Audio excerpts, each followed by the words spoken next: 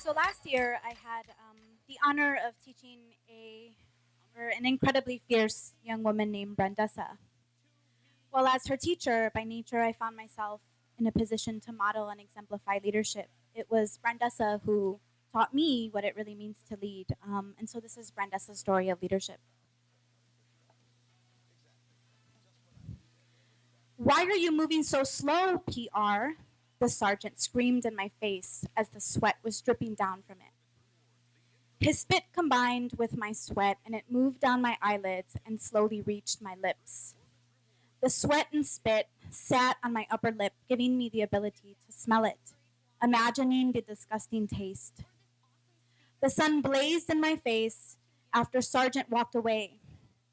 I was blinded, yet I kept my plank position on the ground. There is no stopping during physical training. You either keep going or you might as well quit and leave. I've always viewed the Marines as people who are looked up to. They are people who are not afraid of a challenge. They are people who risk their own lives to save others. That's who I want to be.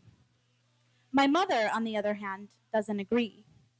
She constantly reminds me that in order to be a Marine, I need to be a man.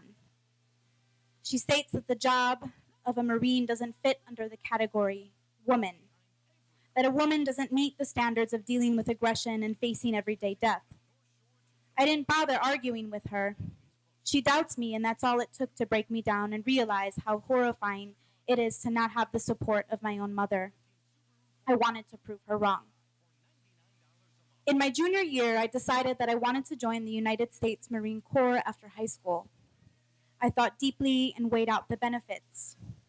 A huge envelope came in the mail, inside containing a book of information on what the Marines expect from a person and what their goals are. Their goals pulled me in. After reading, I received a call from a staff sergeant. I went for an interview, met some more sergeants and a couple of police, people getting ready to leave for boot camp. As soon as the interview was over, Gunnery Sergeant Smalls handed me my PT uniform because I was starting the next day. For the next year, I trained in certain exercises such as push-ups and pull-ups. I would try to do more than I could to show my motivation for getting what I want. As the gunnery sergeant began to notice my motivation, he chose to stick to me like gum. Gunny Smalls, gunnery sergeant's nickname, was constantly on my back, shouting at me from the top of his lungs. Yet, at the end of the day, he would always congratulate me on my progress. The more I practiced, the better I got. That is, until I reached the running challenge. When that began, I was falling behind, running way back, trying to catch up with the rest of the guys. I'd turn and look back just to notice that neither destination point was close enough to run back to or to keep running towards. Staff Sergeant Theory then ran back, when I assumed he noticed I was far behind. He mentioned me. No one gets left behind. Now come on! After hearing those words, I jumped back to running position. This work is now part of my daily life and is a routine I intend to keep. Back in the beginning of August, I was losing my mind. I had constant images and flashbacks of my mother's words. I was ready to give up. I stopped going to PT because I was sick of hearing her remarks about me going and being a tomboy. She would say I was wasting my time. I soon began to believe that myself. 2 weeks into August, I avoided total communication with the sergeants at the recruiting station and the police. They would call me each and every day, text me, whatever they could, but I'd ignore it. I was feeling weak and sad by then. My mother noticed it, but she never suggested going back. A couple days later, I was doing my stretches in front of my house, preparing for a run.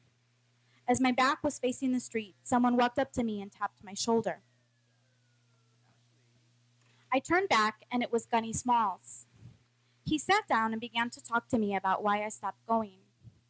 Our talk resulted in tears, me explaining to him how no one supported me in what I wanted to do. He gripped my shoulders and told me to look up at him, so I did. He said I was in a big missing part to the group. If I wanted to keep going, he would do whatever is possible to get me back where I was again. I felt special. He was my motivation. As soon as my mother found out I was going back again, she went on complaining about the same thing over and over.